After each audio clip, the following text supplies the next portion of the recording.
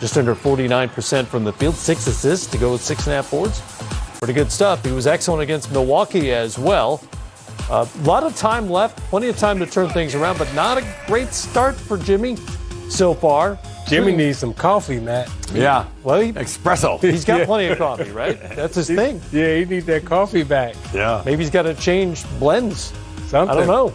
More caffeine. Different beans, more caffeine, maybe less caffeine. I don't know. He needs some Colombian coffee so far.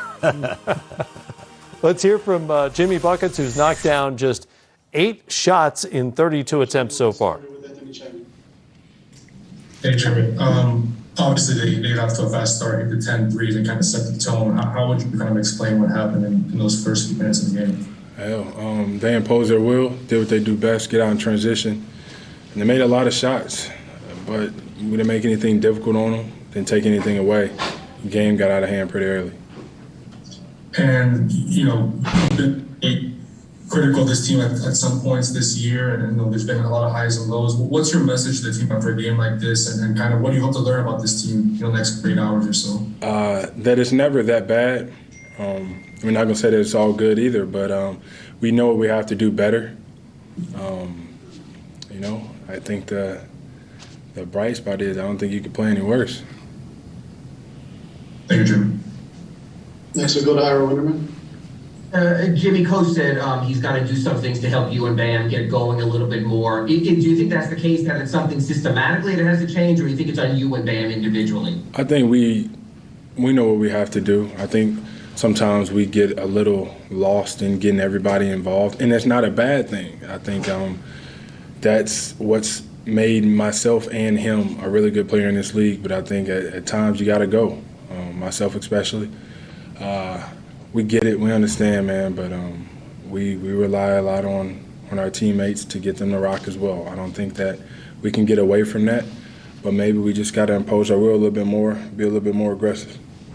I know it's cliche, no rebounds, no rings, but when you see 61-36 and they have 21 offensive rebounds, how does that happen, and how do you prevent that from happening again? I mean, they made majority of their shots, so therefore we couldn't get defensive rebounds. As far as the offensive rebounds go, when the ball is in the air, we talked about we're going to be the ones to get those, recover those. Same thing if the ball's on the floor. We did not do that. So it gave them extra possessions, extra cracks at it, and they capitalized. Thank you. Next we'll go to Barry Jackson. Obviously, the game, Jimmy, on Thursday will be determined by what happens between the lines. But do you think having a crowd by far the largest of the season can possibly help you guys on Thursday? I don't think so. We love playing in front of our home crowd on our home floor, yeah, but we still got to go out there and play basketball the right way, compete, and do what we say we're going to do before the game, what we say we're going to do after the game. But, yeah, I guess it'll feel a little bit better, a little bit different at home. But we still got to go out there and handle business. And is this Bucks team, in your mind, maybe much improved from the one that you all played last year? I know you don't like to look back to last year, but is this a clearly improved Milwaukee team in your eyes? Both teams are a lot different.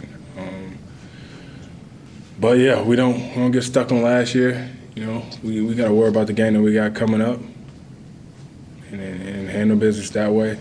But with both teams being different, who knows? Anything can happen. One last thing. What most didn't sit well with you tonight, as competitive as you are? Was it the rebounding? What most bothered you tonight? The loss. I mean, everything that went into it, we did not win. We're down 0-2. But I'm excited because you really get the opportunity to find out what my teammates are made out of going into this next game. So we get an opportunity to play again and get it to 2-1. Thanks, Jimmy. Next we'll go to Will Mansell. Hey, Jimmy, in a game like that, when it gets away so quickly, there was moments in the second half of clear frustration. How do you put that aside, the frustration and quite frankly, the embarrassment of losing a game like that for you guys with the pride you have, and be able to play your best game in Game 3? I don't think nobody's embarrassed. I think that's just part of the game. They just whooped our tail. They did. But, you put this behind us. We got 2 days to get ready for this next one. I mean, I think you kind of got to just leave it at that. I don't think frustration is going to change anything. I think you just got to compete a lot harder, do things the right way. But all in all, we realized we lost this game together. We went down. We are down 0-2, but we're down 0-2 together. And whenever we get home, we're going to be together whenever we play Game 3. All right, that's it, Jimmy. Thank you. Terrible. Let's get to Drew Holiday. Oh, I like the grumpy. That's a nice. Ooh, grumpy before. What? I don't know what comes after Stand that, up. but Let that's me a see. good I choice. want to see the rest of that. I guess just for you, Chris kind of pointed to you as the guy that was executing, finding open shots, really kind of making it your priority to get everyone involved. Just kind of what were you seeing out there as a playmaker today?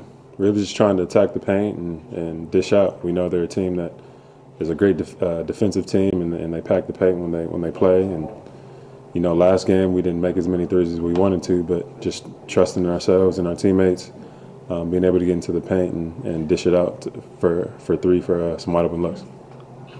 Can you explain to me how much fun it is to hunt an open three for Bryn Forbes? It looked like in transition you were going to get it no matter what, and you were jacked about it. I mean, look, I'm here to support, and if my man got the hot hand, I'm going to him, and he wasn't missing. So at that point, we running everything for him just to see what happens. And my man damn near had 20 in the first half. So.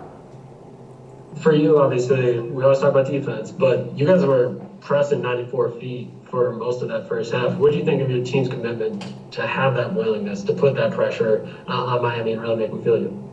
Yeah, we feel like that's to our advantage. They're a team that executes pretty well, really well. So the less time that they have on the clock, it's a little bit more difficult. And we understand that, so we just want to be able to pressure up and make it difficult on them. Dora Stevenson.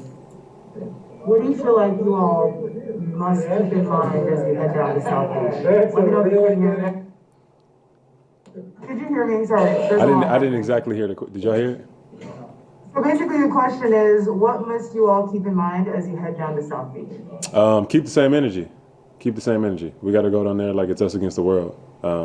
We know how it is when somebody goes back home and they're playing in front of their home crowd.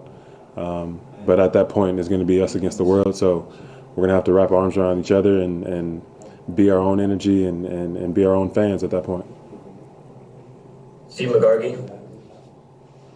Just wondering, you had the big lead early on, and you never really let Miami get back into it at any point. How did y'all kind of keep your focus and what was being said there after the first quarter, just in terms of making sure they didn't really? I just think locking in. Every time out, you had Giannis saying don't let the foot off the gas. You had Coach preaching it to us. So at that point, we just felt like we had to lock in, and we know what type of team Miami is, where they play hard for 48 minutes. And at this point, we feel like we had the advantage and never wanted to give that up. Thanks, Drew. Easy night for Drew and Giannis Antetokounmpo. Here's the